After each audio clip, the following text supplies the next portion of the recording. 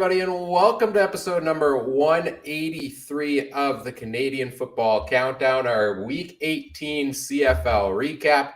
Canadian Football Countdown is a proud member of the Canadian Football Podcast Network. I'm Ryan Coop here, joined this evening by the great Michael Garrell. First of all, Mike, how you doing tonight? Good. Somebody just about spoiled the show script right on Bob. Well, you know what? This show's already off the rails. Yeah, if you're watching live and you're wondering why there's a comment in all of the live chats that, wrong button, but it's fine. We're fine. We're here. We're live here on a variety of platforms, thanks to our presenting sponsor, Game Time TV, which you can learn more about at gametimetv.ca. And joining Mike and I here this evening as well is the great Adam Stewart. Adam, how are you tonight? You know, I'm doing okay, Ryan. I mean, let's face it, when you see stuff like that, it shows that we put some effort into making sure that we have the best podcast around. So I applaud you for having that up there. It wasn't really a week for Adam, let's put it this way, in the CFL, but we'll get into this a little bit later on. We will get into this, of course, as well. Yes, we'll touch on everything from week number 18. We'll also take your comments. We'll take your questions live in the chat. Trey is joining us all the way from Jasper, BC. In the chat here tonight. Trey getting a nice week off, a little trip there for him. So hope you're having a good time there, buddy. And, but guys, before we get into everything, today is, of course, Thanksgiving Monday. So I think I want to take a quick moment on behalf of just the entire team here to say thank you to everybody who's listening, watching, joining us live, joining us after the fact. We get some good commentary as we go live from a lot of people in our comments section, but I know we also get a lot of people that listen or watch after the fact, and some who may never send us a message. You may listen and you never send us a message. We still appreciate you and whatever time you make for us throughout your weeks as well. So thank you on behalf of the Canadian Football Countdown to everybody out there for joining us on this crazy ride we're on throughout the season. Before we go any further, I also want to acknowledge that the Canadian Football Countdown is brought to you from Treaty 1 territory, traditional territory of the Anishinaabe, Cree, Oji-Cree, Dakota, and Dene peoples, and the homeland of the Métis Nation, as well as from Treaty 4 territory, traditional territory of the Cree, Saulteaux, Dakota, Lakota, Nakota, and Métis Nation. Trey in the chat says, Happy Turkey Day to everyone except the Mariner fans. Yes, Trey needed to take a vacation to cool down after the Blue Jays debacle from this week. So may take a bit, but Trey will be back on the podcast to join us next week. And also all to those Mariner fans, Happy Columbus Day. Hope you're enjoying it. Oh, yes. Don't forget that as well. We're going to get into breaking down each of the games from week number 18 right away. But first, let's thank another sponsor for this episode of the podcast, which is Betstamp. There are so many different sports books out there these days, and each one offers you different prices, different odds on the same games. Well, how do you make sure you're getting the best value? The Betstamp app provides you the odds from all the different sports books in one convenient place, and they even recommends you the best ones for each scenario you're picking from.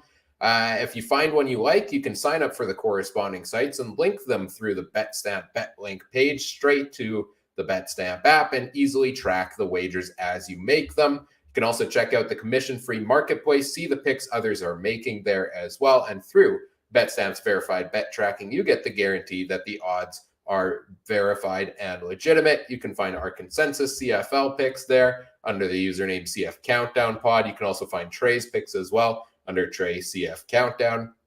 Visit betstamp.app today or download it from your local app store. Sign up with referral code CFC. Let them know we sent you. It helps grow the show a little bit as well. And start using Betstamp free today. And remember, best of luck with your wagers and always bet responsibly. All right, guys, let's get into things here with week number 18 in the CFL. 4 games this weekend, including one earlier today. But let's start with the one that I believe was Friday night, which was the Saskatchewan Roughriders 14, the Hamilton Tiger Cats 18, the final score in this one. I know Adam's going to have a lot to say here about the Saskatchewan Roughriders. We're going to put the pause on that a little bit. We'll let him stew a little bit longer here. And let's go to you first, Mike, to get some reaction from you on this win for the Hamilton Tiger Cats. Well, I won't take up too much time because I'm curious what Adam has to say, but I will leave this note. It's abundantly clear why these two teams are fighting for the last playoff spot. Presumably, unless you want to take today's results with some form of seriousness, which we'll get to in a minute, in a little bit actually. But to me, this was two teams that are showing why they are battling for the last playoff spot. Self-inflicted mistake after self-inflicted mistake after self-inflicted mistake. Um, the definition of insanity is trying something or trying the same thing and expecting a different result. No. Respectfully, without the run game, Hamilton wouldn't have won this game. Respectfully, they couldn't put up more than 18 points against the Rider team that has been reeling. I give both teams an F for this game. Thankfully, the only part of, I guess, saving grace is somebody had to get 2 points. The ultimate worst thing would have been if they would have tied and it would have gone 1-1. In all seriousness, though, I still think Hamilton showed why they have a long way to go. But this isn't about the game that they lost, more so than Saskatchewan, in my mind, lost it for themselves. But without repeating myself, both teams deserve to lose this game. The team that made the fewest mistakes at the least, I guess, important time of making mistakes, won the game. But it's not a letter to write home about. It's not a letter of recommendation about why both these teams should be in the playoffs. In fact, I'm just over it. Somebody get that other playoff spot while the rest of us sit here with who it's going to be. Yeah, we're going to talk about that probably throughout this show, the chaos of that final playoff spot for the East Division. But for Hamilton's side of things, you know, you mentioned the run game, Mike. That's the big thing we've been waiting for all season is that run game. And saw sparks of it from West Hills. I put him in my fantasy lineup this week, and it's a huge, we'll get into fantasy later on, but that it was a huge impactor. 25 carries for West Hills might be more than the Ticats got from their running backs in 5 games this season, like a combined 5 games.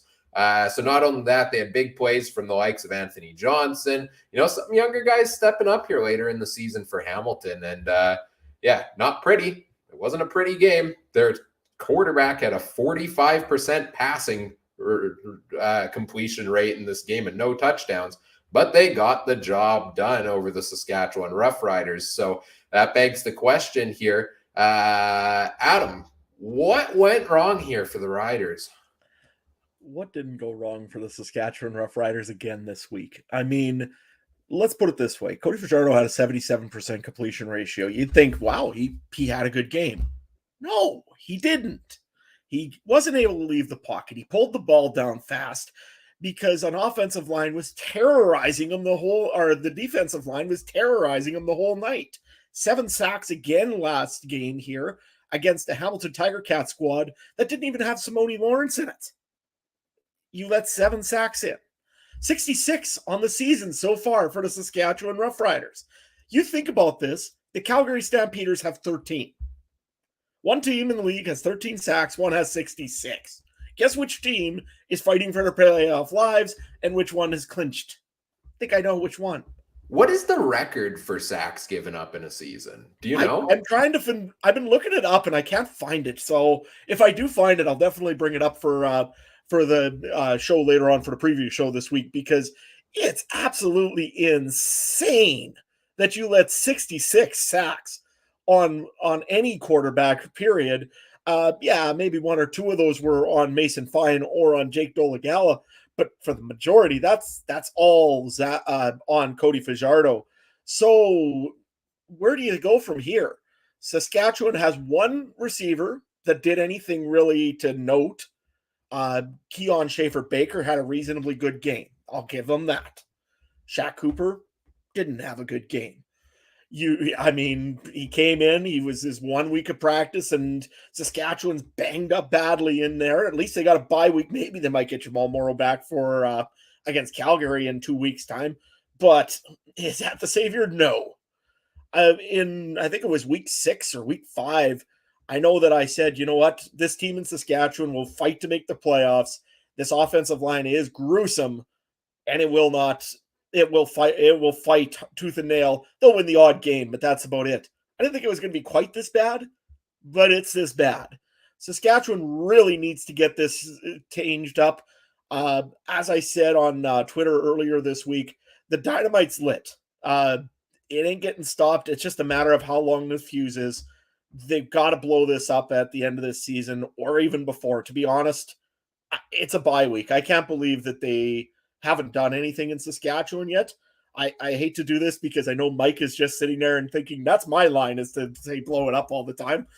But honestly, they've got to blow it up now. It's gone to the point of almost beyond embarrassing in Saskatchewan. The coaching staff is not being looked at by players. Players are kind of infighting with each other. It's ugly in Saskatchewan, and this isn't getting better this season. If they happen to win a game or two and happen to limp into the playoffs, I don't see them having any luck against any team. I mean, they might manage to pull off a fluke and win a game, but I'll be honest, I don't see another win out of Saskatchewan this season. And the other thing is now they don't control their own playoff destiny. Hamilton controls their own destiny right now. They win against Calgary, and one win against Ottawa does it, essentially. So, I don't know. This is not where I didn't expect Saskatchewan to be this year. There's a reason why I've been wearing a black CFL hat quite a bit more instead of a green Saskatchewan Roughrider hat. I don't know what else to say on this game. They used to be their pride in Saskatchewan was keeping running backs under 70 yards. You let the team that never rushes the ball with 132. Just things are not working well in Riderville. I'll leave it at that because I could go on all night about it. Mike, you got a point there? Yeah, I had something to ask you. When you say blow it up, how far are we talking? President down. Blow it right up from Craig Reynolds down. Craig Reynolds doesn't have an idea on this team on how to build an on-field product. Yes, he's okay in marketing. They're okay with the books and accounting. That's part of it. You still have to have an on-field idea of what you're doing. To me, I think you go right to the top and you blow downwards because Jeremy O'Day clearly is not doing anything to help this team succeed. I know it's limited in years. There's so much you can do. But so yeah, the more I think about this, I might have an argument to keep Craig Dickinson, but that's about it. I don't have one in him either. The only reason is the last 2 years you've been one play away from winning the playoff game in one of the Grey Cup. I'm not too sure I'd be willing to pass on a guy over one bad year. To me, you could probably make the argument that Craig Dickinson is keeping this team together to an extent. To me, I'll put it this way. I look at this team, and they've completely gone off the rails. This team was pretty well not far from the same team that went to the 2021 West Final and played a sloppy game against Winnipeg, even though they had a chance. This is pretty well the same team in 2019 on the offensive line that had an opportunity to possibly win, other than a crossbar, the West Final in Saskatchewan. To me, Craig Dickinson has lost this room. They are not working together with his other coaches, it doesn't seem. I mean, when you go into a meeting afterwards or go into a press conference, and the first thing they say is, what do you need to do to make this team succeed? And say, get healthy? That's not a good answer. This is a team that needs to go and see leadership. It doesn't have much leadership anywhere on this team. Cody Fajardo is worried about a contract. He's not worried about even trying to make the playoffs anymore. He said it on a few interviews already. Why bother going and I want to make sure that I'm financially stable and I've made sure I'm playing good for a contract and I want to earn my way and keep in Regina and all. One way you could say, okay, well, he wants to stay in Regina, but another way, shouldn't you be worried? This is an opportunity for Saskatchewan, who is hosting the Grey Cup 109 here in mid-November. And yet you're not even thinking of that. You're just worried about yourself with a contract. That's not a leader, in my opinion. You look at the offensive line. Dan Clark was out way too long. Now who they really look at? Is it Logan Ferland? Don't think so. You don't look at usually the second-year player. Is it Logan Bandy? No. I mean, there's no real veteran or guy that's been there for a long time that can, besides maybe Shaq Evans, which isn't probably the greatest of leaders to begin with, that there is in this team. I mean, AC Leonard essentially is probably your leader on the defensive side of the football, along with probably, I don't know, maybe Nick Marshall. I mean, Saskatchewan needs to do something drastic. If the players will not follow this coach, the coach needs to go first, and followed by the general manager for, again, not addressing a need that he had in the offseason. You look at Winnipeg, they're still the kings of the league, but they haven't changed a whole lot a long time. Saskatchewan, this has been kind of, their peak was about 2019.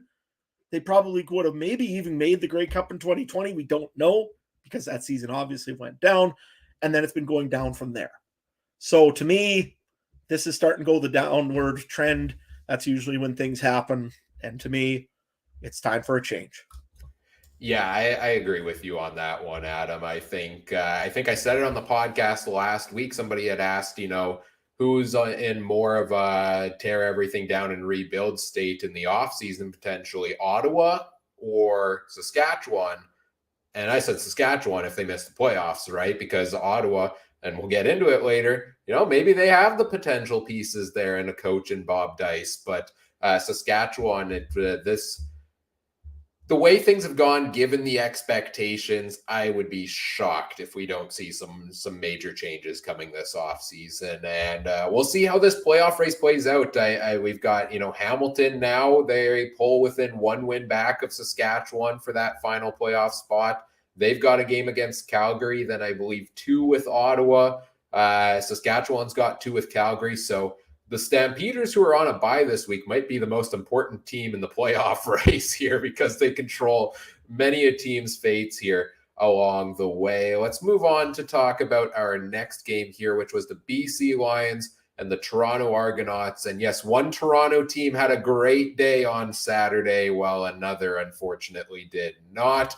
But the Toronto Argonauts pulling out a 23-20 win here over the Lions, thanks to a last second missed field goal off the upright by Sean White with about a minute left here in this one. Mike, let's go to you here first. The Lions came all the way over to Toronto. They fall just short. What did you see here from BC? Well, I mean, we shouldn't really be surprised about this West team goes East, and there's a bit of a letdown. It's no different than the East team goes West. However, the Oscar of the year should go to Sean White. I think I said this in the group chat. He made it look like after that field goal, he got run over like a truck, like that by a semi. Quite hilarious. He actually looked like, and I hate to inflict pain on Rider fans, but he looked like Paul McCallum after missing that playoff field goal, just going straight down to the ground in disappointment. However, I do believe, as much as this is a BC loss, I think there's a lot more positives than negatives. If you really want to be interested, this could be a great Cup preview. If BC wins the second, goes into Winnipeg and wins. But again, it's one of those hard-fought defensive games where the team that made the most mistakes ultimately lost. And to be honest, McLeod Bethel Thompson, I know Adam, you're going to talk about Toronto in a second, but he's slowly quieting the critics. We wondered how would they respond after that Calgary game, and To me, this is a team that's ready to go to the Grey Cup against a team that, it didn't fight to get there. And, their home field advantage in the semifinal, I think, is going to be a must for BC, but it's not all doom and gloom.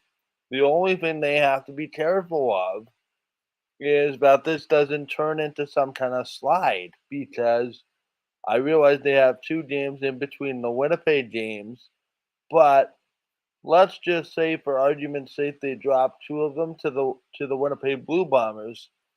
I'm not sure that's going to inspire a lot of confidence, having lost 3 of your last 4 games of the regular season going into the playoffs. So, but again, you could argue 3 of those games, don't have a lot of meaning after what happens later in the week, with the Bombers actually later in the day finishing, first in the West. So it's like a devil's sword, right? So for BC, you want to just be playing the best football possible. I don't read too much into this game, other than it was a good old football game between 2 very good teams. If you remove the Winnipeg Blue Bombers from the equation, and somebody had to win, somebody had to lose. It's just amazing to me that when the Argonauts don't get a pick six, or oodles and oodles and oodles amounts of turnovers, how they're going to struggle to win football games at times. And I think that needs to be taken into consideration as a possible concern. Meanwhile, BC still needs to find that consistency, I find, with VA at quarterback. Maybe I'm making too much of one game, but we'll see. We'll see. I'm curious how much of a barometer those 2 Winnipeg games are going to be, just given what's at stake. And memory escapes me who that game is in between, when the Bombers are on a bye week. But it's Edmonton. Oh, it's Edmonton. Okay, so realistically, 1 and 2 down these remaining 3 games. I'm not sure how that inspires confidence in your fan base. You want to continue that onward trajectory if you're BC. Yeah, this was kind of a costly one for BC because they kind of controlled their own destiny if they would have won this. They have the season series with Calgary, right? So if they win this one, they're at 11-4 in that case. They're 1 win up, essentially 2 wins up over the Stampeders. And well, if you look at the schedules, BC, yeah, they've got the game against Edmonton, but they have to play Winnipeg twice. Granted, Winnipeg could be resting starters there. Calgary's playing Saskatchewan twice and Hamilton. So it seems Calgary's got the easier schedule down the stretch. And we've talked a lot about BC needing that home playoff game. I don't think the injuries helped with them in this one as well, though. Brian Burnham's out. Lucky Whitehead missed this game. But you had guys step up in that offense, like Alexander Hollins, who stepped up in his first game, put up a nice touchdown on the board. So, the Lions showed they had some nice depth, but fell just short. Greg in the Facebook live chat said Sean White should be playing pro soccer after that dive. We've got a couple people chiming in the chat here on this game as well. Yes, happy Thanksgiving to you as well, Richard. Good to see you here as usual. Adam, let's talk about the Toronto side of this game. What for you stands out from the Argos as they pull this one out? I think one thing that really stands out to me is McLeod Bethel-Thompson turning into more of a game manager, actually. 352 yards, had a touchdown, didn't throw an interception. That's a key word for McLeod Bethel-Thompson, because he had that tendency earlier in the spring and in the summer here to throw those kind of weird-looking interceptions once every so often. Nothing here, which is pretty good against a pretty good defensive secondary of the BC Lions. Another piece that I'm really looking at is Markeith Ambles, getting going really good in the stretch drive here. 8 for 11, 121, had a 25-yard long catch. But you know what? The big thing with him was he was making those catches. When he needed to make the catch, he kept the drives going. Toronto did a great job of just keeping things going and keeping moving forward. On the defensive side of the ball, I mean, they were missing big pieces, yet they still managed to hold off a very powerful Winnipeg offense, which is first in the league in offensive yards this year. So good on the Toronto Argonauts. I think it was Chris Edwards had a very good game. 5 defensive tackles. Jared Davis. I always have a pronunciation problem with his name. Nevertheless, 2 tackles and 2 sacks. 2 defensive tackles. Robert Priester, another guy that just came in into this game here because of an injury. I believe that was to my name escapes me when I'm trying. McManus. Yeah, Quentin McManus, sorry. Priester took over for him, ends up getting a forced fumble and 3 tackles. Again, Toronto's defense can keep him into games. It's just a matter of if McLeod Bethel-Thompson can make enough plays to keep the drives going and keep that defense a little bit rested. In this game, he succeeded very well, mainly throwing by committee to a lot of players. So to me, Toronto did a very good job of that. I would really like to see, though, the Argonauts start to really use A.J. Ouellette out of the backfield, because only 42 yards, I believe, again this week. Not very many. When you're getting into cold weather, you're going to have to start pounding the rock. Trey will agree with me eventually whenever he hears me say this. It's the way it is. You've got to make sure that you're running the ball. And Toronto still hasn't done that since Andrew Harris left.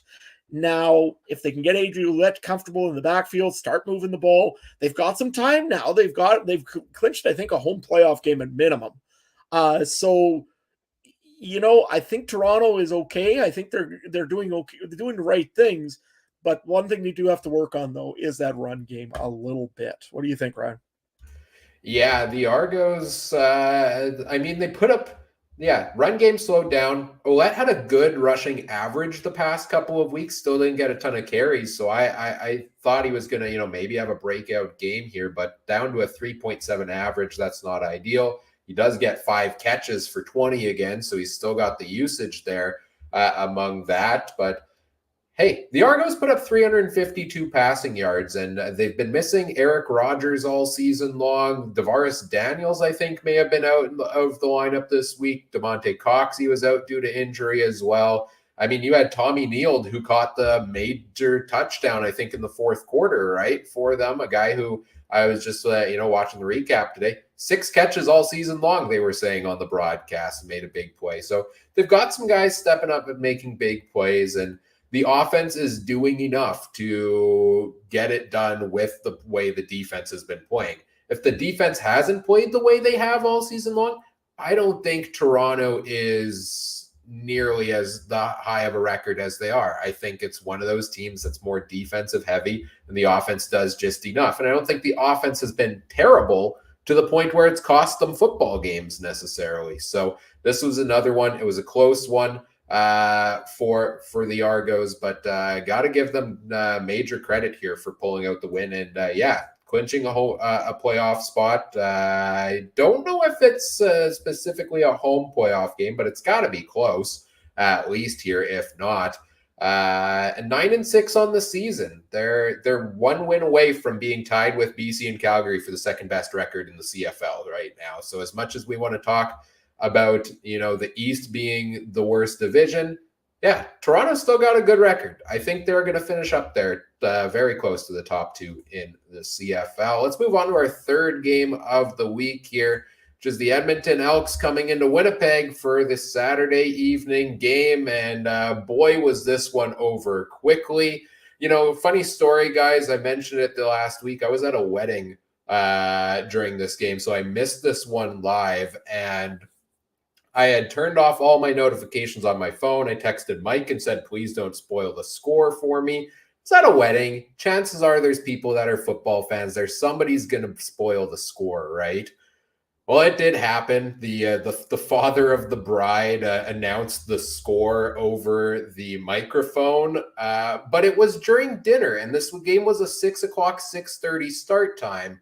And he announced it's 20-1 for the Bombers. And then I start doing the math in my head, and I'm like, is he just messing with us? Because this is half hour, 45 minutes into the game. There's no way that this is accurate. Like, how did this happen? Sure enough, I get home and I watch the game late at night, and that was the case.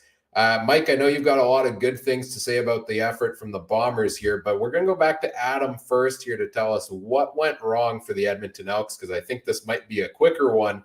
And Mike, then we'll give you the floor to talk about the Bombers here. So Adam, thought maybe a trap game for Winnipeg in this one, but it really wasn't, was it? I mean, when you see 14 points in a for a spread on fantasy or on betting, and you're wondering what in the world, no way can Edmonton go down that bad. I mean, they just finished keeping with Montreal, and hey, Montreal beat Winnipeg before, so you never know. Edmonton may do the same thing. Nope. Pretty straightforward. Edmonton couldn't, just right off the draw. Dalton Schoen ends up getting a big play. Then Nick Dembski gets a big play. Then Dalton Schoen gets another one. And then all of a sudden Brady Oliveira starts running, and Edmonton was way behind before this game even got started. I think Edmonton barely landed the plane before Winnipeg already started scoring points, by the way this one went, to be honest.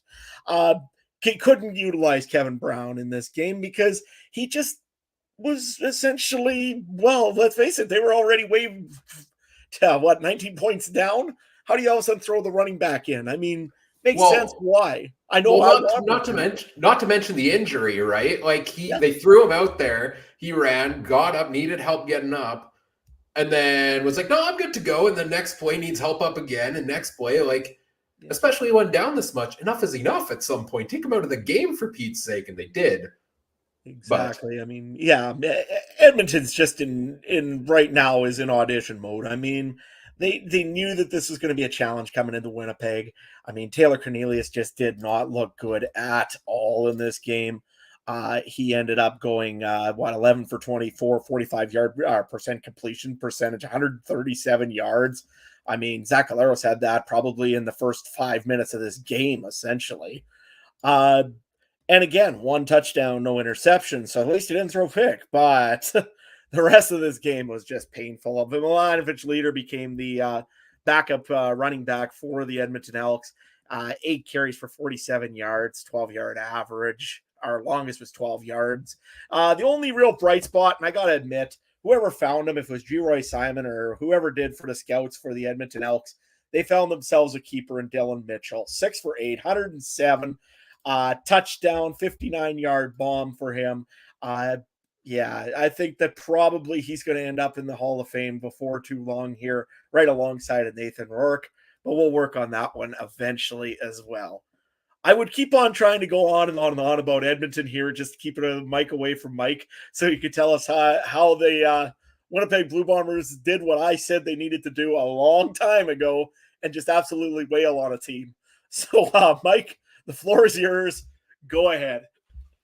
I don't mean to be a showboater by any means, but you do. Like Adam said, long time coming. The bad news is, if you're Edmonton and you learn this lesson, you had control of the Blue Bombers pretty much in the first meeting, and you couldn't win that game. And I'll just make the wild assumption that a bunch of Bombers remembered that game and decided to make amends and make a statement, quite frankly, about how, personally, after that game, the first game in Edmonton, I don't remember a lot of Bomber players being happy despite the victory. So, for lack of a better term, they had some scores to settle. And settling scores they did in a big, big way. Not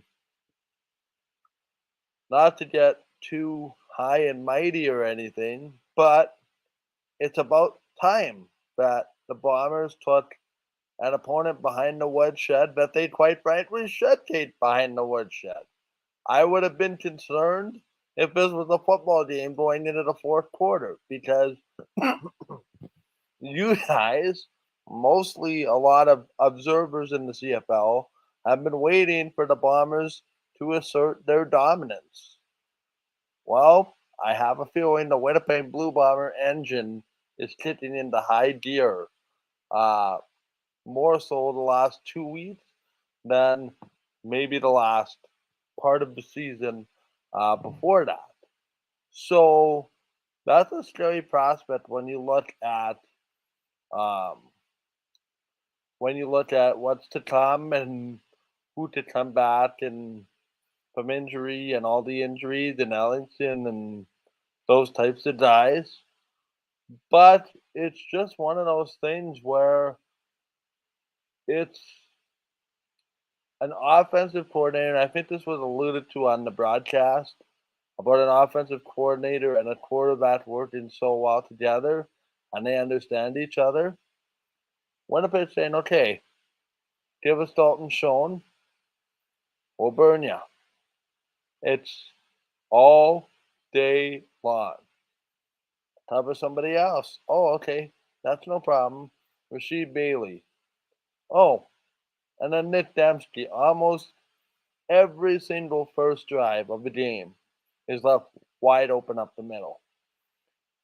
The Bomber offense, the way they click at high when they're going, is terrifying for everybody else. Because you gotta spend an extra hour trying to figure out how to stop everybody. And then the Bombers throw one wrinkle in that you haven't seen. So it's an embarrassment of riches. The one big difference, gentlemen, that we're talking about with the Blue Bomber team in the last 4 to 5 games is now all of a sudden it's being made more efficient because the play action is working, because the running game is working.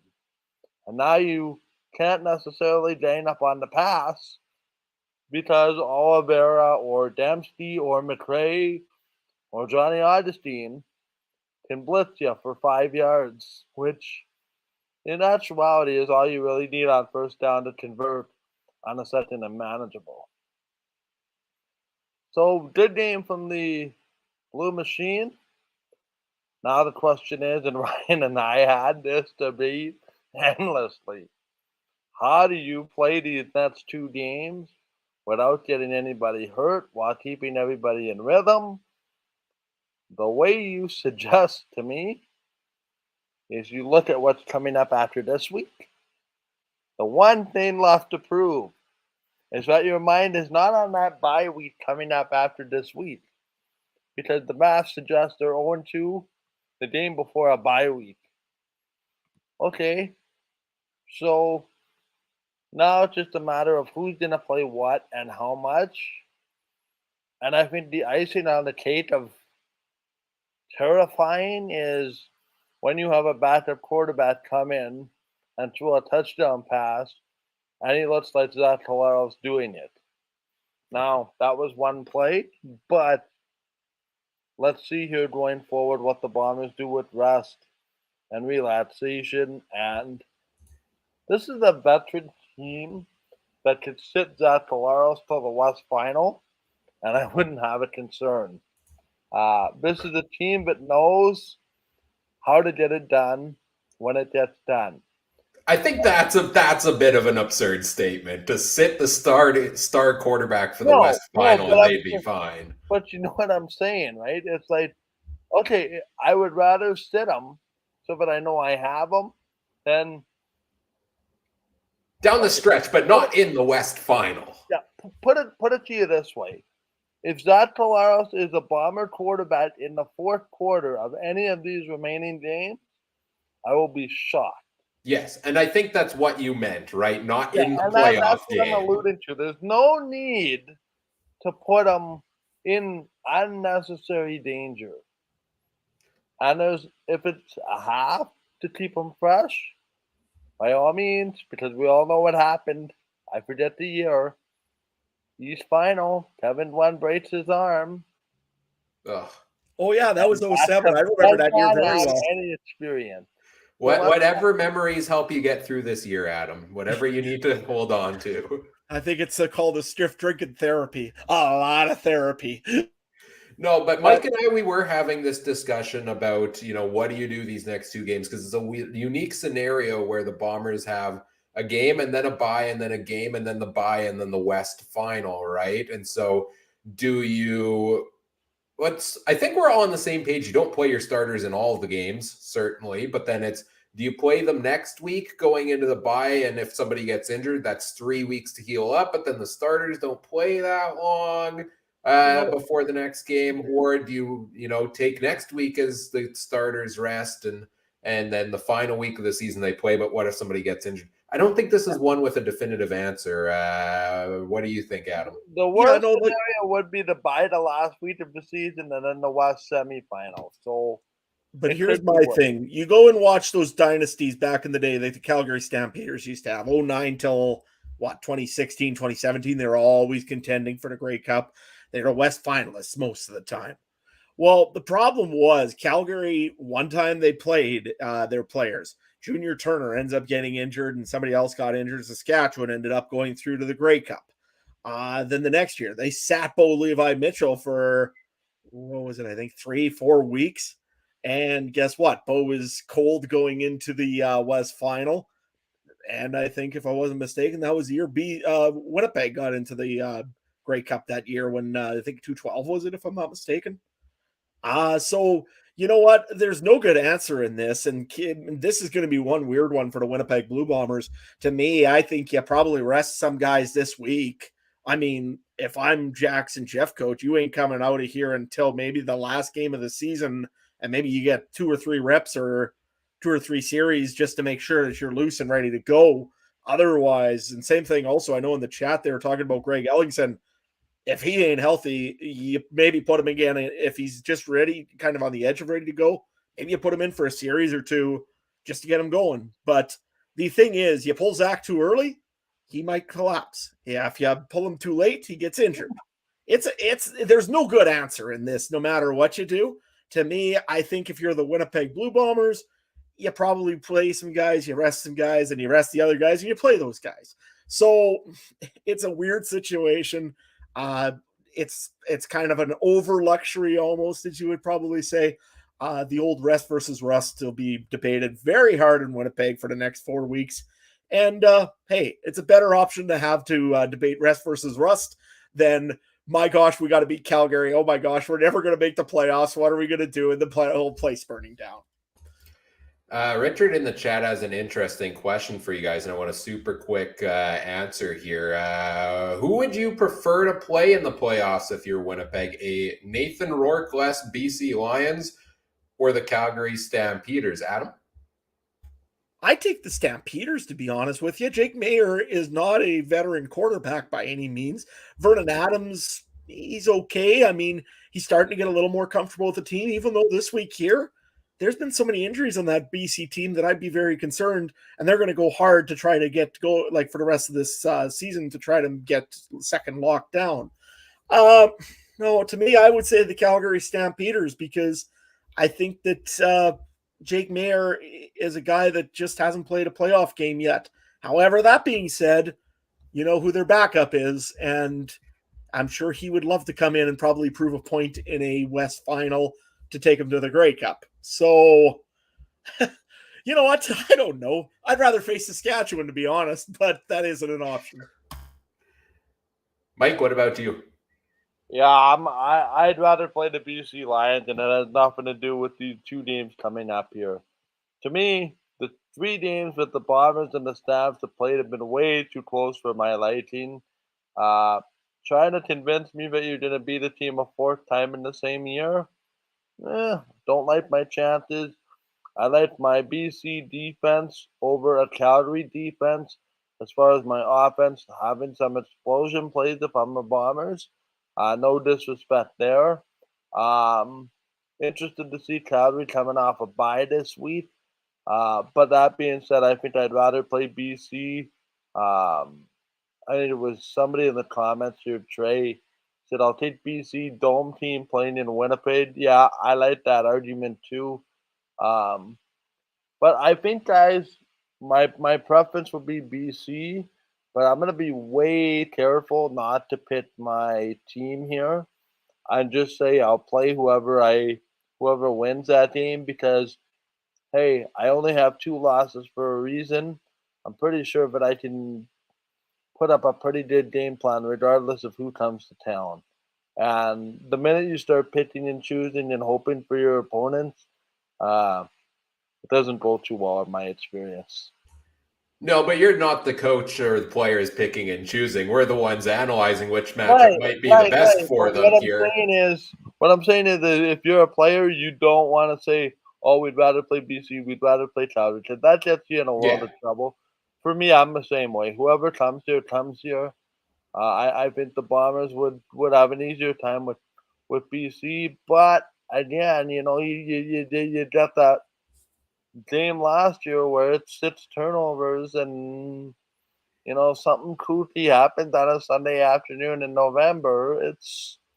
But that's the Blue Jays. That's the danger. I realized that was best 2 out of 3, but this is a one game in a best of 7. I'd say anybody, but one game is just that one game, and the best team on that given day wins more times than not. Trey's in the chat. You're not allowed to mention the Blue Jays, Mike. It's still triggering for a lot of people. I'm sorry for wearing the shirt. I feel bad. Okay. There we go. Okay. BC Calgary. I don't know. It's tough for me. Like, especially if you're playing BC twice down the stretch, 3 times in 4 weeks against the same team is real tough. So I kind of lean towards Calgary there, but I'd rather face James Butler than I'd face Kadeem Carey. But I'd rather face Jake Mayer than I would Vernon Adams Jr. because he's a mobile quarterback, and I think that causes problems for Winnipeg. So I don't know. I'm a toss-up here. I might honestly lean to what Trey said about BC, a dome team playing in Winnipeg, because I think BC is a team that needs that home field playoff game, which means I don't know if I love their chances on the road in the West playoff as much. So, but I think it's a very interesting question. So thank you, Richard, for that one there. Let's move on to the final game of the week, the Thanksgiving Monday game, where we had the Ottawa Redblacks beat the Montreal Alouettes 24-18. A bit of an upset here in this one, and Bobby Dice gets his first win, taking over as interim head coach here for the Ottawa Redblacks. Mike, we'll go to you here first on this one. Tell us about Ottawa, who's not done quite yet after pulling out the win here. Ryan had 2 chaotic experiences today. This was one of them. The other one we'll get through in a minute. I'm just so glad my team is clinched first in their division because now I can sit back and watch all the chaos unfold, which I don't even know how it's going to end. But we should have seen this coming. Historically speaking, teams with fired coaches get a little bit motivated, especially against the division rival on Thanksgiving, to want to make a bit of a statement. Spoiler alert, I broke the rules on Player of the Week. We'll get to that in just a minute. Shocking. Bob Dice, to me, rallied this group together. They seemed to figure something out with Nick Arbuckle. They had a couple nice plays there with Caleb Evans. But there is a penalty, and a penalty, and you did a penalty, and you did a penalty, and you did a penalty. That just about cost both these teams the game.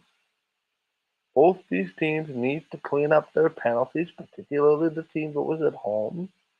But this is a team in Ottawa that had a chance to keep themselves alive in the playoffs and are very much in the fight if you choose to look at the standings a certain way.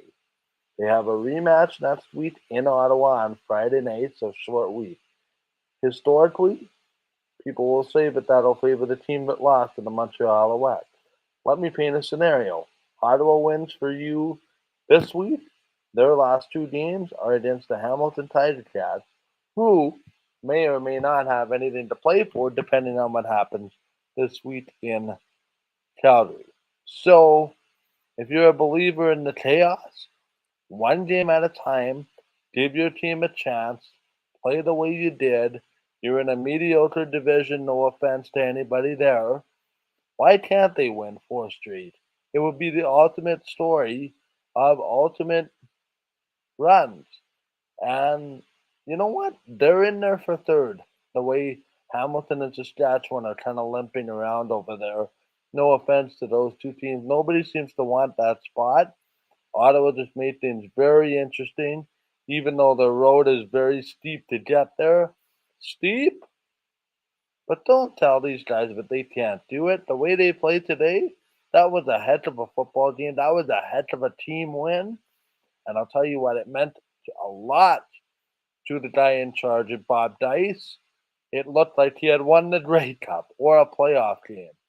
So happy for the guy. Feel terrible for Paul Appelese because he's thinking, what did I do to not get a performance like this? This is the team that played. This is the team that played the way they can when nobody outside of their locker room believes that they can get it done. The challenge is, and it has been for years, at least the last 2 years, is to try to have Ottawa win at home. I don't know. I am the embracer of the chaos, and I will go out on a limb and say that Ottawa will finish third in the East and make the playoffs. Oh boy, yeah. You had me until you mentioned they have to play at home. That's the problem here, isn't it? Right? Like their schedule is not bad. They've got 2 against Hamilton, and the other one is that one against Montreal you mentioned, I think, right? So their destiny is still crazy enough to think a little bit in their hands, because the team they're trying to catch is a team they played twice, and they're only 1 win back now of the Ticats.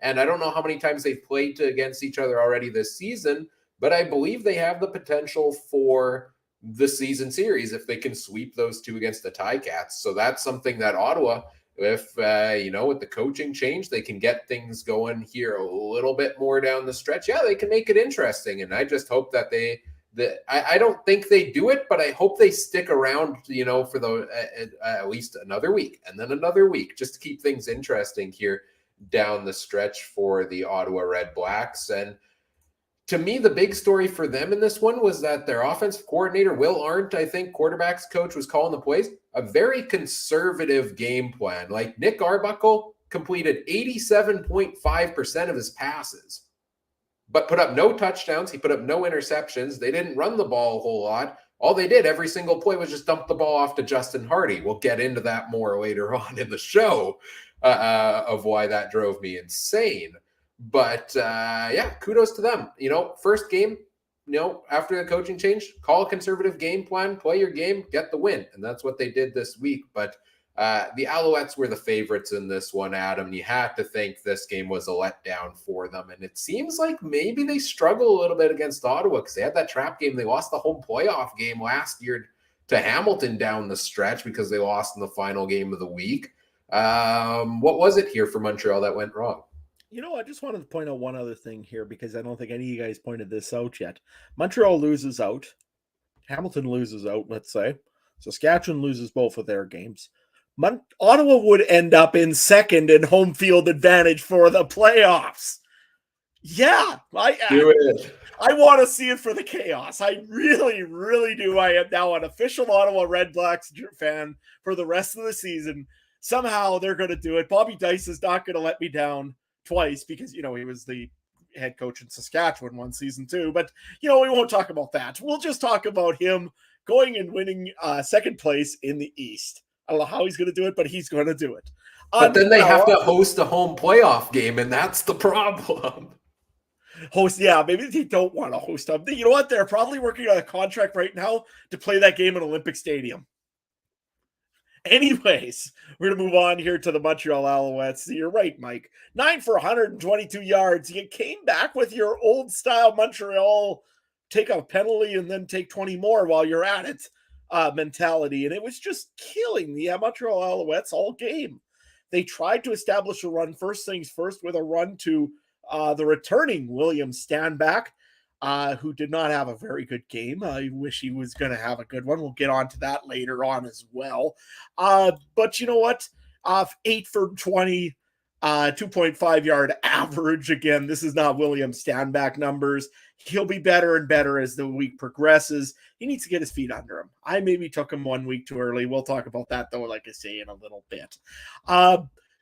The Montreal defense, again, letting just these little quick, and Ottawa did exactly what they needed to do to a T today. Just nickel and dime them, go down the field. They don't rush, don't throw a big long bomb, don't have to do anything fancy. And Montreal just didn't have any answer whatsoever for that all day long. That was essentially the difference in the game. I mean, yes, Eugene Lewis is Eugene Lewis. 9 for 11, 108 yards, I believe, and 1 touchdown. Only a 21-yard catch was his longest, but still very, very good day for Eugene Lewis. But, I mean, we expect a good day always from Eugene Lewis. Hergy Mayala, again, 5 for 5. Jake Wenicky, 4 for 7. And even Trevor Harris had a good game. 78% completion percentage, which is very good. 338 yards and a touchdown. The key word in this is penalties. Seriously, Montreal, I'm sick of talking about it. Can you stop taking so many? If you can, you're probably going to end up going to the East semifinal. If you can't, Ottawa will take your place and do it very happily, because I want to see the crowd in there deciding if they want to cheer Ottawa or not cheer Ottawa, because maybe they want to figure out if they can get enough away fans to make it feel like a home game for the other guys. Embrace the chaos. The East is here now. See, this is why I like, some more debates happened this week about the one division versus two divisions things. Look at the chaos we're getting out East. And, as much as not fun it was to talk about early in the season, embrace the chaos, the chaos football. I honestly want Saskatchewan to lose 2 games now, just because I want to see Ottawa in the East semi as the host. This was their plan the whole time. It was on my plan the entire time. Any more, and they maybe could cross over to the West, but no, Trey, no, they don't. Yeah, no, I think that ship has sailed. For the Alouettes here, William Stanback came back from injury this game, but he only put up 8 carries for 12 or 8 carries for 20 yards in this game. Did he leave due to injury? Because Walter Fletcher took over in the second half there with 7 carries for 23. Not quite the debut or the re-debut, I guess we were looking for from William Stanback. Adam, are you surprised that they didn't get more going from him against Ottawa? Yeah, a little bit. I mean, I know it's his first game back. He came back from a very serious knee injury. So, I mean, you got to expect him to be a little bit light this week. He doesn't want to probably take those hits, take those chances a little bit, maybe as much as he usually does. I mean, William Stanback is one of those guys that usually just takes a licking and keeps on ticking. Can make a good run into the back or through the backfield, cuts holes, and just busts through people. So he might have changed off his game a little bit here just because game 1 back, doesn't want to re-injure himself right away. I took a look around. I couldn't see where it says anywhere where he was injured. So I think he's fine. I think it was just because he was not having a good game.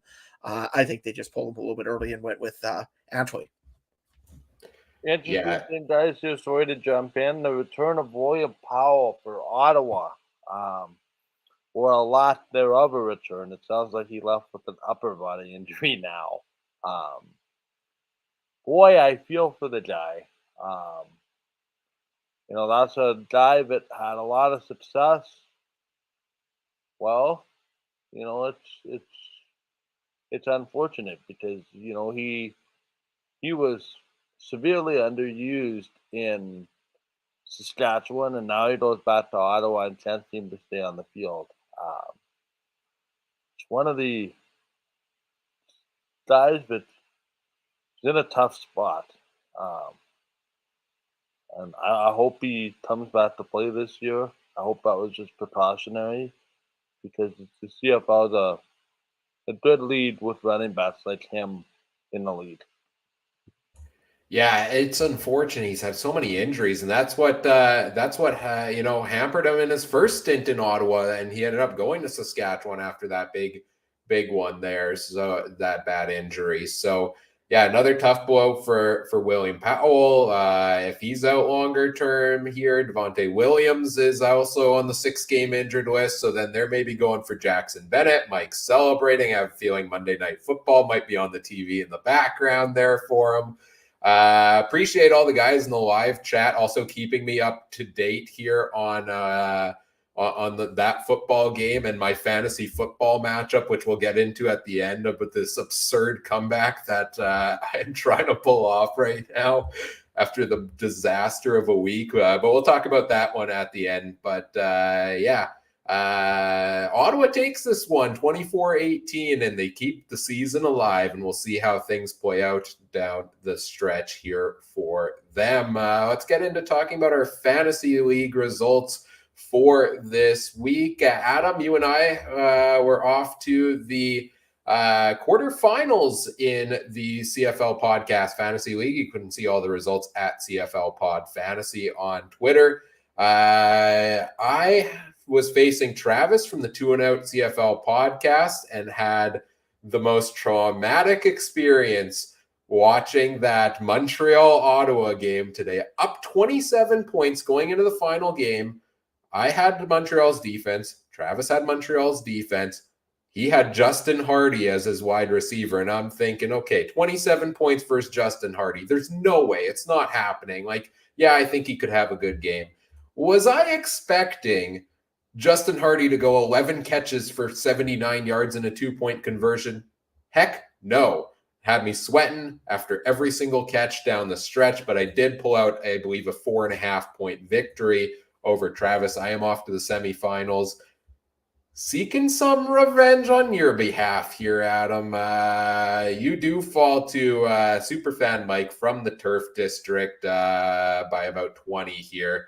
Done for the year here, unfortunately. What do you got to say here? Well, you know what? This was actually real fun. I actually had a great time doing it.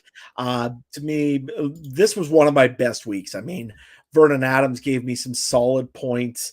Not quite as much so as Zach Calaros for Superfan Mike, which hurt. William Stanback. Now, come on. William Stanback on average is one of the best CFL running backs there is. Not this week. Just had a bad week. It happens, right? Kevin Brown, same thing. Also, we've talked about him earlier with Edmonton. Just didn't work out for me on that one. But some of the other picks, though, that I was really proud of.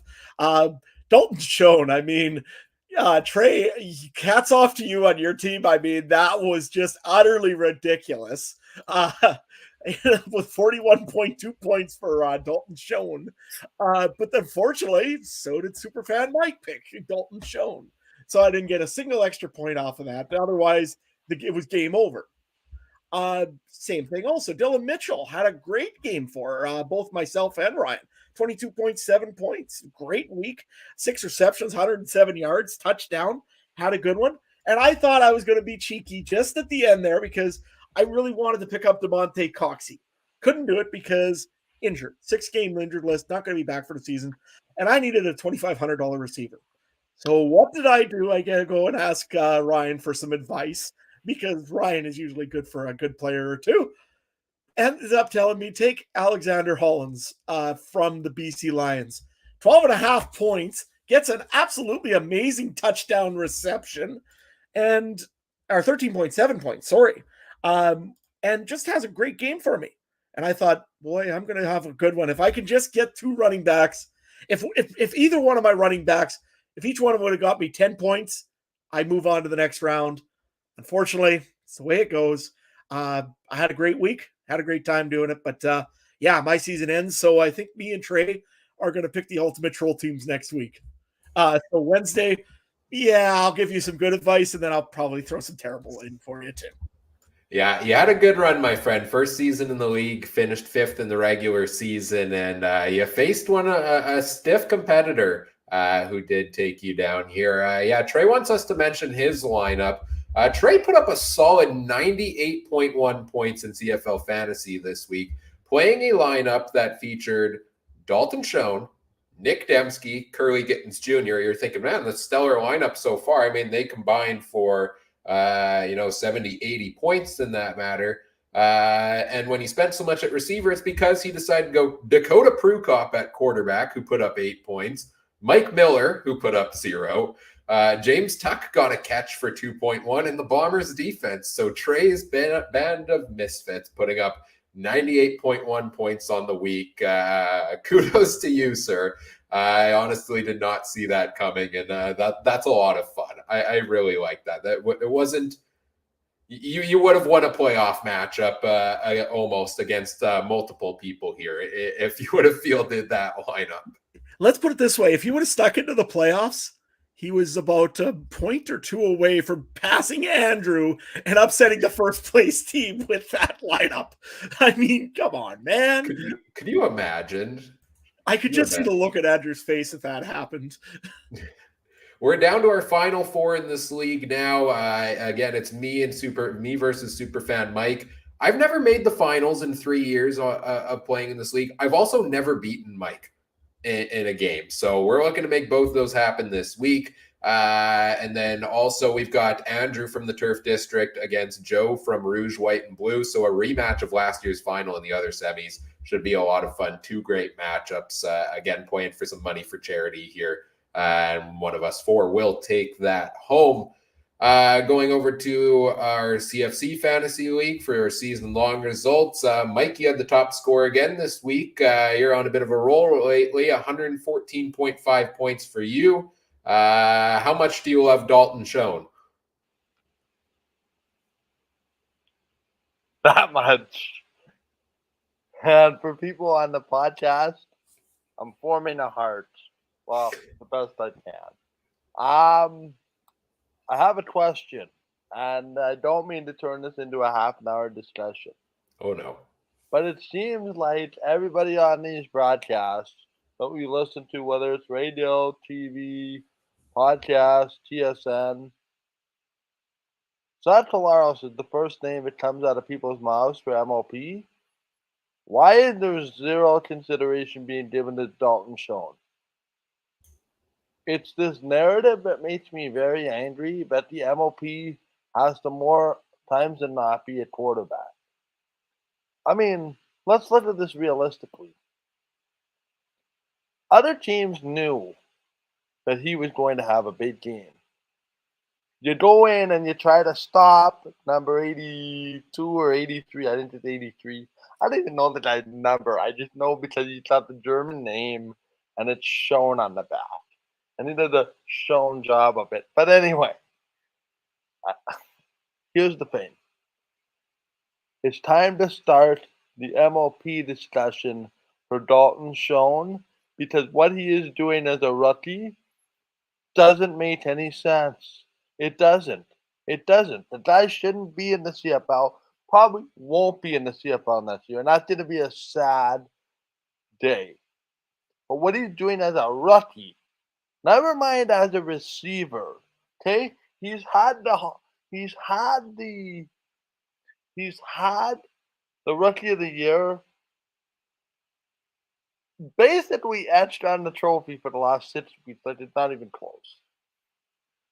We should be giving the guy his due for MLP. And I understand Richard's point about somebody's got to throw him the ball. Yeah, but he's got to catch the ball. And there's a lot of balls that he gets that are in traffic. And he has the smarts to catch the ball and then run away. What he's doing, I think it's 14 or 15 touchdowns now in 16 games. He's going to probably obliviate rookie records for receiving if this keeps up. What more does the guy have to do to get consideration for this MLP award? Now, I know another guy on my team had a pretty good game in Zach Collaros. But Zach will be the first guy to tell you that you got to give some serious consideration to Dalton Schoen. And that's the problem I have now with all 9 teams requiring a nominee. When you get a team that's as good as Winnipeg and as good as Calgary's been in recent years, why can't you nominate 2 from the same team? Because I'll tell you what, those 2 would be right up against it and would probably out a couple of other guys on some couple other teams.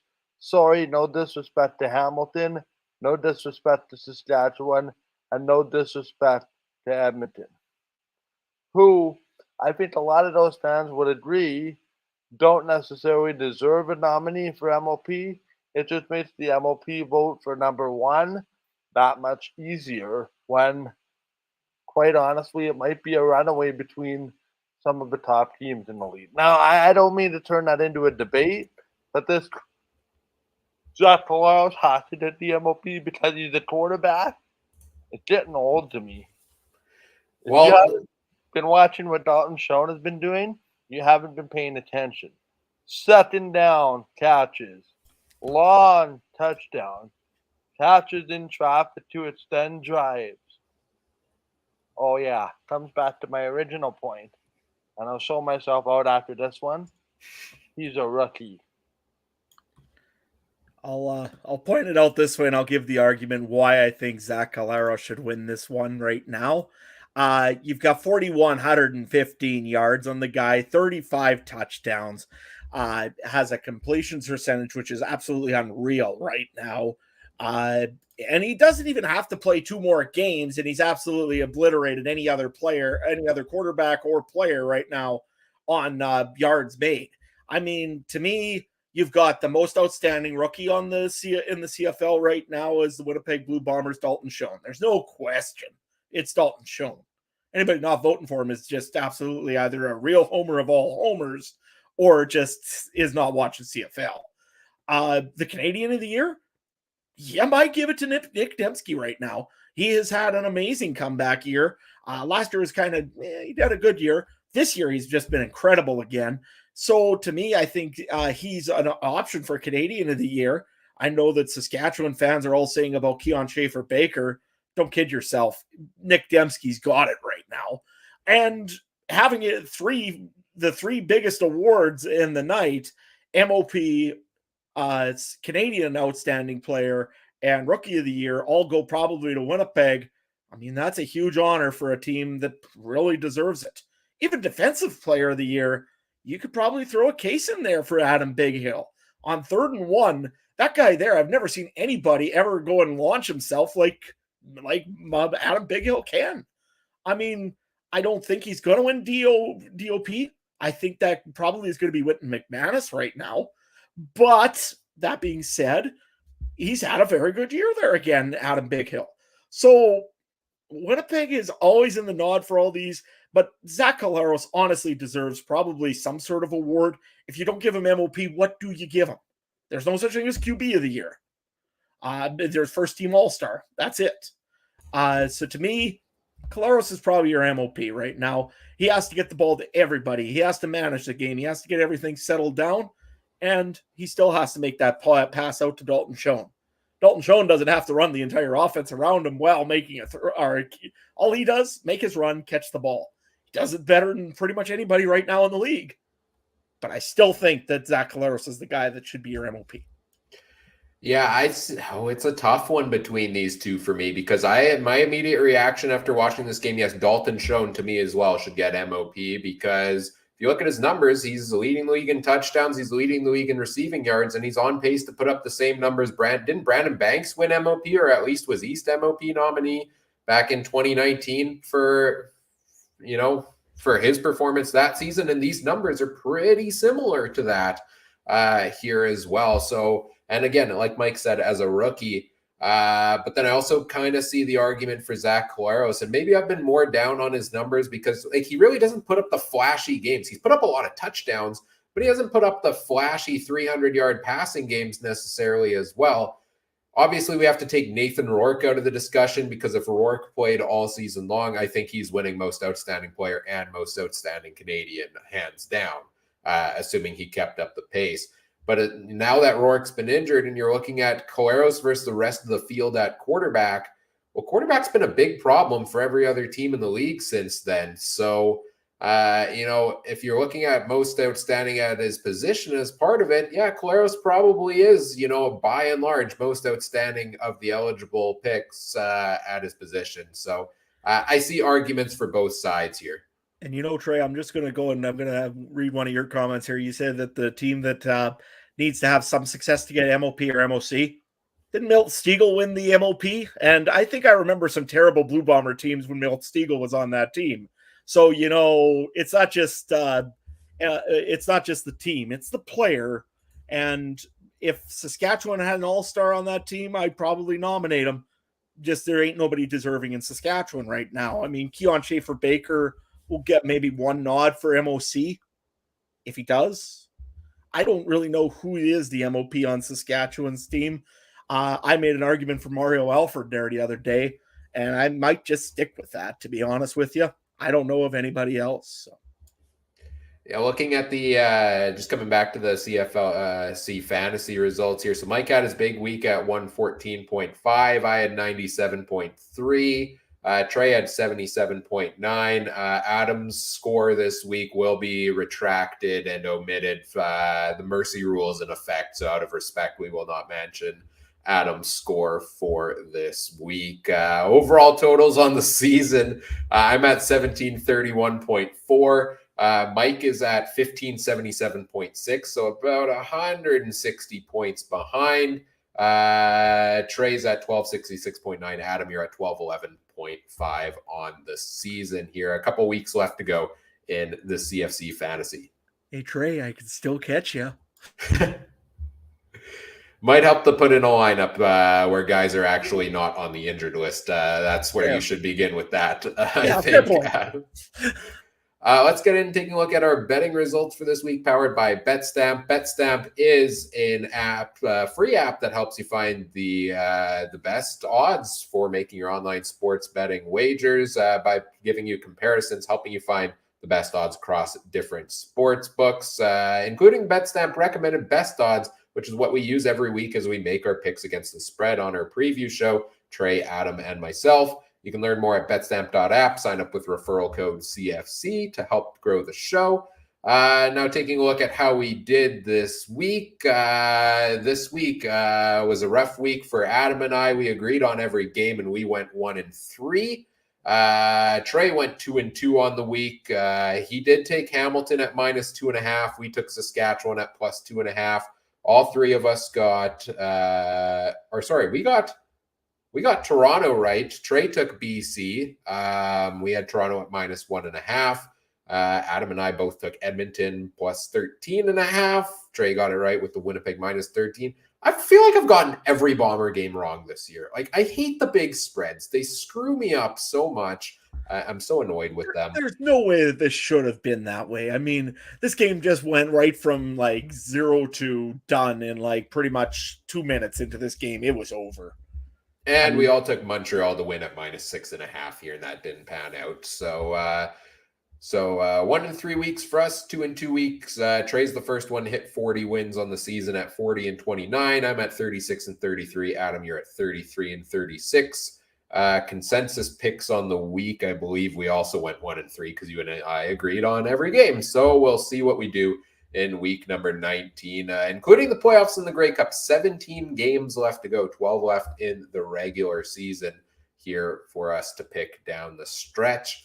Let's talk players of the week here this week, guys. And Mike, let's go to you first. Who did you have as your player of the week for this week?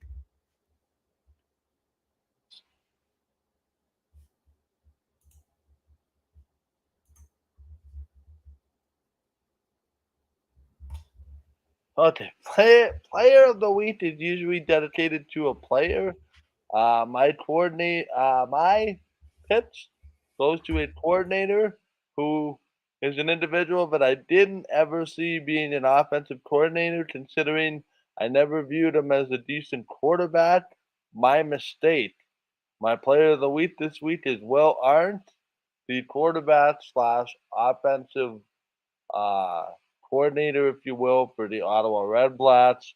I know I broke in the rules 2 weeks in a row. I might get banished from the show, so we'll see if my appearance next week is still on schedule. I understand, but Adam and Ryan will have a discussion after the show about me breaking the rules. And then they look at my picks of the power rankings. Anyway, my player of the week, again, I always made fun of the Winnipeg Blue Bombers offense and mainly of their running game because it was not the greatest when we started this season. However, that has all changed over the last little bit. Brady Oliveira has just really evolved into a great running back, and especially here when he gets cold. His stats for this week was 14 carries for 61 yards, only a 4.4 yard average, which is one thing, but you know what? 9 yards is his longest run this week. 1 touchdown, but you know what? He kept drives going, and that was the big thing for the Winnipeg Blue Bombers. I said that they needed to get their running game going. They've done it by committee, even with moving things out of the backfield, like Nick Dembski doing jet sweeps, or McRae as well, running from the backfield. So, kudos to the Winnipeg run game. They've really improved it, but yeah, I'll give my nod to Brady Oliveira this week. Brian?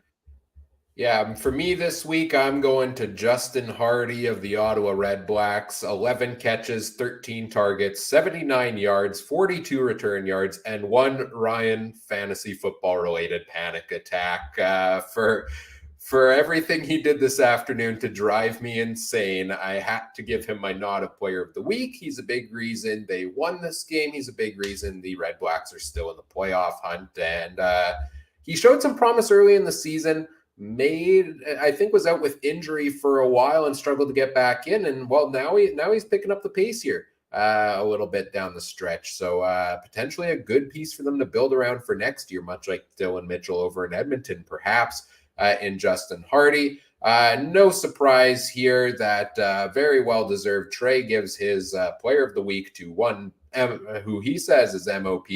Dalton Schoen, 7 catches, 8 targets, 162 yards, and 3 touchdowns. You can't have much of a better week than that.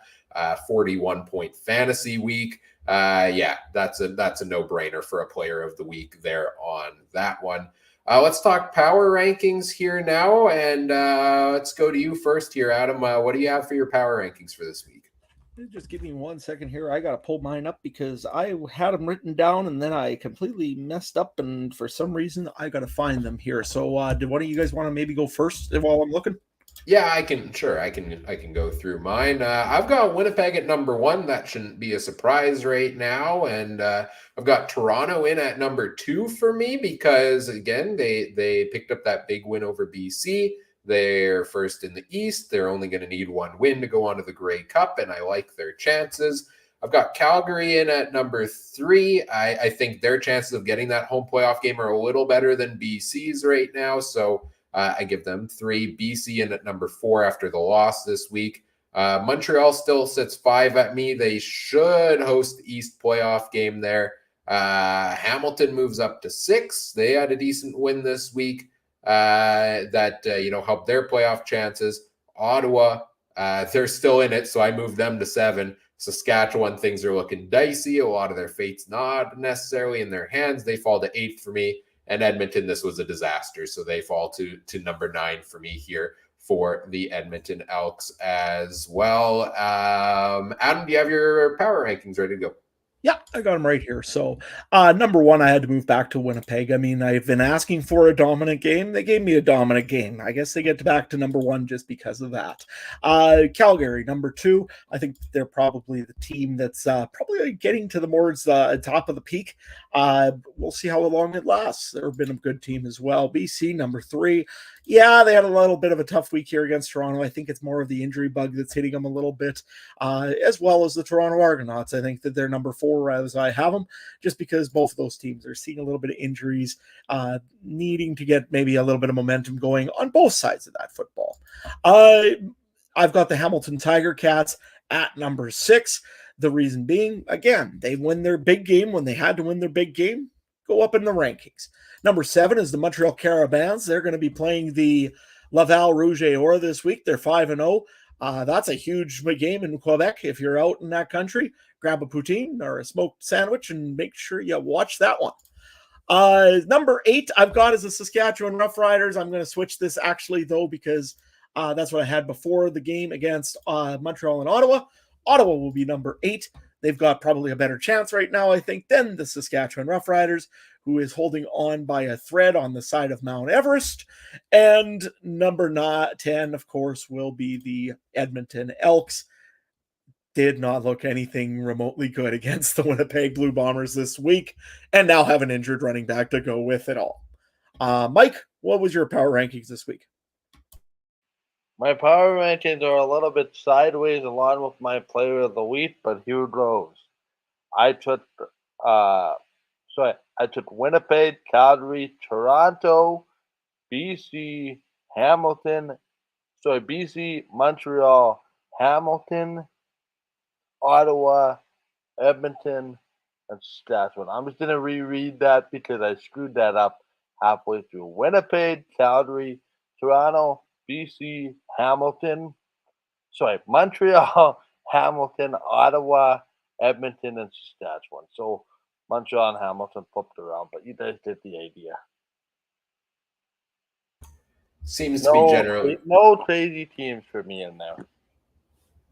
Yeah, seems to be general consensus among all of us here. Trey pretty much agreeing with a lot of this as well. Winnipeg, Toronto, Calgary, BC, Montreal, Hamilton, Ottawa, Edmonton, and Saskatchewan. So we're all, I think, generally in the same ballpark on which teams we're high on, which teams we're lower on, and a couple of teams in the middle as well. I think that pretty much does it here for tonight. So let's get into wrapping things up and take a look at what's coming up here next on the podcast. We've got our Week 19 preview here coming up with a quick programming note. I believe this one's going to be Thursday night this week. Trey is away on vacation. Adam has a scheduling conflict for Wednesday night, so we're going to go Thursday night here, correct, Adam? Same time or... Yeah, no, same time and everything. I've got a scheduling conflict because I got to go schedule. So, kind of a weird way of saying it. Anyways. Yeah, it's a scheduleception. I don't know. But yeah, Thursday night this week, 9 p.m. Winnipeg time, 8 p.m. Saskatchewan. Adjust your other time zones accordingly. We'll preview each of the games. We'll talk CFL fantasy options, make our picks against the spread then as well. On Thursday night. Sorry, normally it's Wednesday. This week it is Thursday. And then next week, Monday, we'll be back to recap week number 19 again and talk about all the games, our players of the week, power rankings, etc. On all of the live platforms, YouTube, Facebook, Twitter, Twitch, the Game Time TV YouTube page, all made possible by our presenting sponsor, Game Time TV, which you can learn more about at GameTimeTV.ca. If you want to follow the podcast on social media, you can do so on Facebook. We're the Canadian Football Countdown there. Twitter at CF Countdown Pod. Make sure you check out all the other great shows from around the Canadian Football Podcast Network as well. Trey's not here tonight, but you can find him on Twitter at TreyMBHarness if you want to chat CFL, NFL, I'm pretty sure horse racing, anything you want to talk about with Trey. I'm sure he's happy to chat it there with you. Just maybe not the Blue Jays. Don't talk Blue Jays with him right now. Give him a bit of time first before you do so. Mike, where can people find everything you've got going on right now? Well, we're going to set some records on Game Time TV this weekend for production-wise. So that continues to go extremely well. Thank you for all the well wishes and support. You can find me on Twitter at Mike Darrell. You can find Game Time TV on Facebook at facebook.com/Game Time TV MB. Thanks everybody for the support and happy Thanksgiving, everybody. Yes, for sure. Yes, thank you, Mike, as always, for joining us here this evening. And you also, Adam, where can people find what you've got going on right now?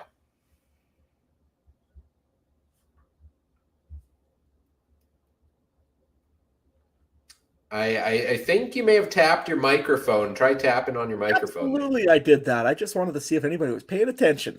Anyways, it's Adam Stewart 1 over on Twitter. Yeah, we'll be talking a lot more senior hockey coming up here pretty soon.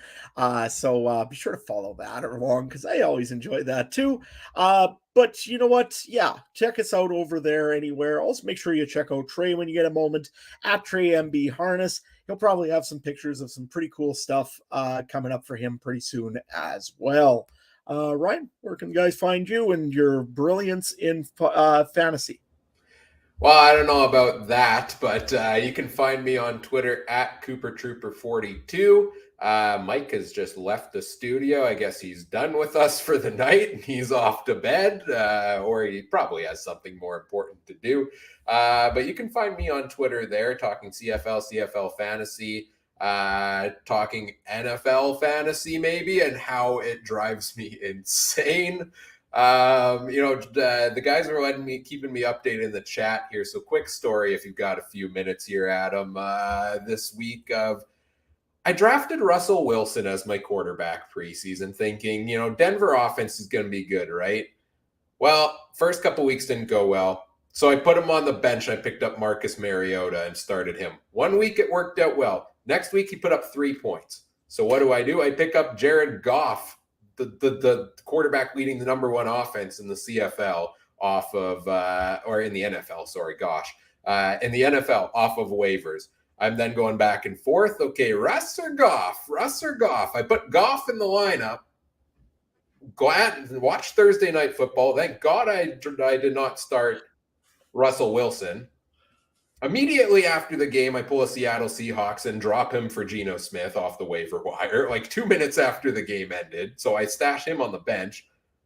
But I go with Jared Goff, who, of course, gets shut out by the New England Patriots and only puts up 5 fantasy points. The rest of my lineup sucked as well. So I come into Monday Night Football with only Travis Kelce remaining and a 45-point deficit to make up coming in this game. And as we're sitting here throughout the podcast all night, the notifications popping up on my phone. Your player scored a touchdown.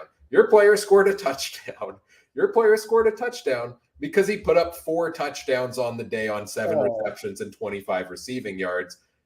But needed one more, needed that 5th touchdown to get it done, but unfortunately fell short. So what was a 45-point deficit turned into a 12-point deficit at the end of the night here. But unfortunately, that's the way it goes with fantasy sometimes. Well, yeah, clearly you were drinking Lucky Lager or something in the background when nobody was looking, or what? Because, I mean, wow.